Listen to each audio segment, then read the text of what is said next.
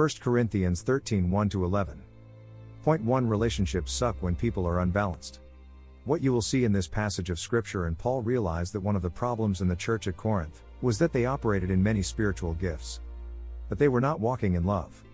God was more interested in them coming to the place where they loved one another like He loved them. This church was unbalanced as they focused heavy on the flashy stuff but not the details. They loved the idea of being a Christian but didn't like the requirements to maintain a healthy relationship. For some of our relationships, we love our mates but we don't like them, and not only that, we don't like the requirements to make that relationship work.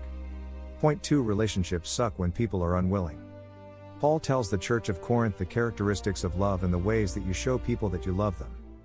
Paul shows us the many sides of true, godly love. Paul is teaching these people in these verses that love is distinct from, and superior to, anything we can be or do. Regardless of what we do, if it is not infused with the love of God, it is a colossal waste of time.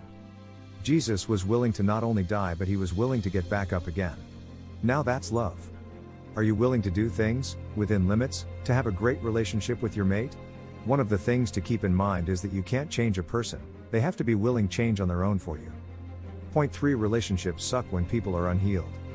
Dear brothers and sisters, in essence, from my point of view, this passage of Scripture is saying that when a person has grown up, they are healthy.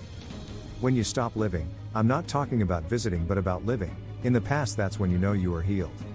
When you've dealt with the trauma of being abused, when you've dealt with the trauma of being raped, when you've dealt with the trauma of your mother not knowing how to parent you, when you've dealt with the trauma of Papa being a rolling stone, when you've dealt with trauma of raising yourself or your sibling because you lost your parents at a young age, when you've dealt with trauma of your past, dear brothers and sister, you are now healthy.